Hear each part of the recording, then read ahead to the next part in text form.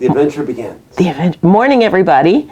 This is Liz, and I just wanted to share with you some photos of a trip my husband Fred and I took to Cape Canaveral, or NASA, up in about an hour north of Orlando. So we went in February, and it's always been on my bucket list because ever since I was a little girl, I've been fascinated by the space program.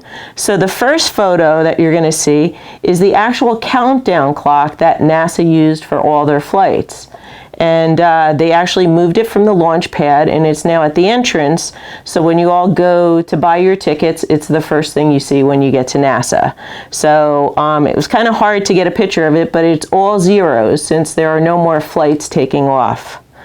Also at the entrance, they have this beautiful fountain, and it's a quote from President Kennedy because he was so instrumental in establishing the space program. So I did the best I could to get a picture of it with all the water, but it says, "For the eyes of the world now look into space, to the moon and the planets beyond. And if we vow that we shall not see," and I'm sorry, that word is blocked, "by a hostile flag of conquest and a banner of freedom and peace." And that was by John F. Kennedy.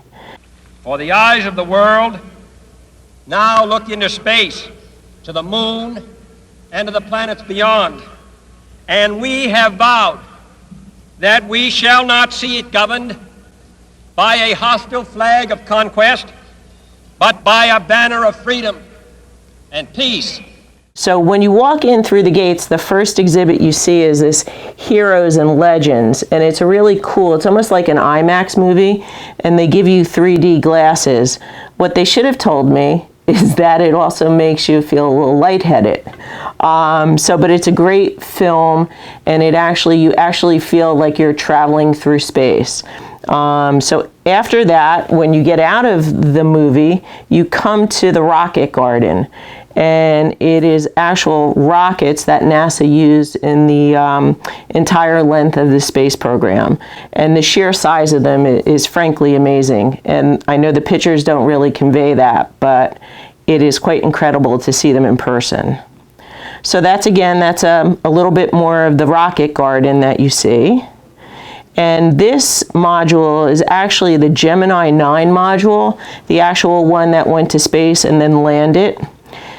And what they did is where the hatch door would be, they actually put glass so that you're able to get to the rail and you can see inside the cramped, confined space that the astronauts were in. So that's the picture of it, and it was for 2 astronauts, and it was the best picture I could get. But when you're there, you could see how tight and confined the quarters really are for the astronauts, and the seats don't have much padding on them, so I can only imagine how rough that ride was when they were coming back into the Earth's orbit. This is actually the heat shield of the Gemini module, and it's covered with plexiglass to protect it. But all those fine lines are when it re-entered the Earth and what the heat of re-entry did to the capsule itself. And again, this is another rocket from the rocket garden. And those are more rockets. It was a beautiful day in Cape Canaveral. It was a Sunday in mid-February. So, and we went early before it got really crowded. So we were able to take our time and look at a lot of stuff. That's my husband, Fred. They have these little modulars that are in the rocket garden that people can sit in and get an idea of what it must have felt like to be in those confined spaces. Again, more rockets. You could see I was really interested in those. So this is actually the rockets from one of, I think it was the Gemini rocket. And what happens is you see a film, and then when the film lets out, you're right there and you're right with those rockets in your face. And it's incredible.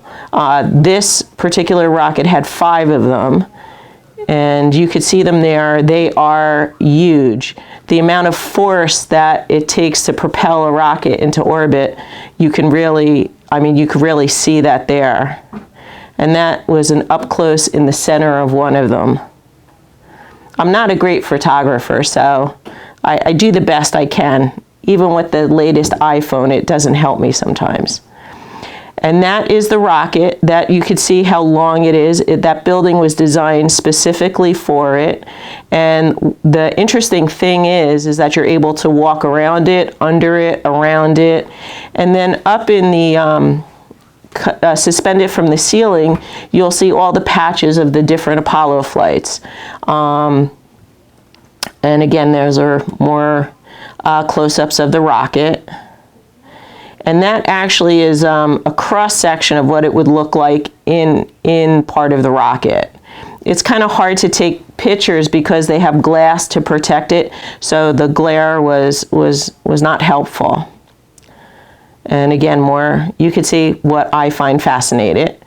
And the Apollo 11 badge that you see being displayed there in the center, I took that because my father worked for a company in New Jersey that did plating for NASA and the Apollo missions, and my father was the shop foreman.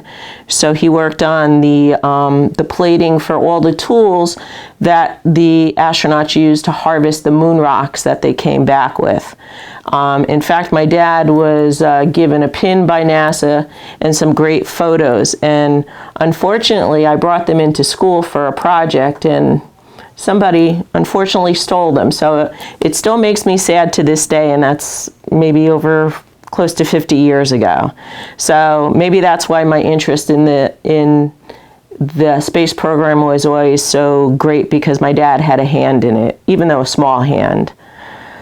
So this is another display, and this depicts the moon landing. So you see the module there on the face of the on the moon, and the astronauts going about their job. So this is just one of the astronauts, I believe Neil Armstrong, just saluting the American flag. Later on, also at NASA, besides the rockets, they have a lot of great exhibits, and they have a movie on the space shuttle. So this first picture, what happens when you're in the movie, you're standing there, and at the end, and they tell you how NASA came up with the idea of having a space shuttle, having a reusable aircraft that could leave the Earth with rocket assistance, orbit the Earth, and then return to Earth as a glider. So it's actually a great little film, about 10 minutes, and then when it's over, they open up this curtain, and you're right there with the space shuttle Atlantis that was decommissioned. And it is truly spectacular. I could feel like the little hairs on the back of my neck rise up, and it just makes you proud to be an American, because you see all the science and the ingenuity that was put to it. So again, these are just some pictures when you walk into the Atlantis exhibit. It's suspended by the ceiling and on large beams, and they angled it so from different angles where you are, you can see the underneath, the cargo bay. This is the underneath the tiles, some of the heat tiles. And what I didn't realize is that each tile is numbered. And there's the Atlantis. I mean, they didn't clean the windows. It has whatever, debris it came when it entered the orbit. And so that would be the cockpit where the pilot and the co-pilot would be. And you could see the emergency hatch on the bottom. And there they have the cargo bay doors opened, and they have the robotic arm that I believe Canada had developed and was contributed that to the space shuttle. They have a couple of astronauts suspended from the ceiling, and this is one that would have the pack on if he was doing or she was doing a spacewalk.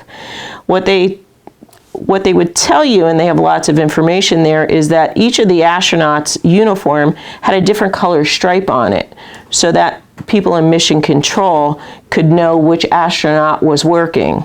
So there's the red stripe. This astronaut had the red stripe on their uniform. Those are just some close-up pictures of the space shuttle. You could see with the door open, they have the American flag in the back there. And again, another astronaut. And there you go. That's the tail of the space shuttle, and you can see the panels. The panels are all segmented, and then you can see the engines. And the space shuttle had 3 large engines, main engines. And this is some of the fabric on the inside of the cargo bay door.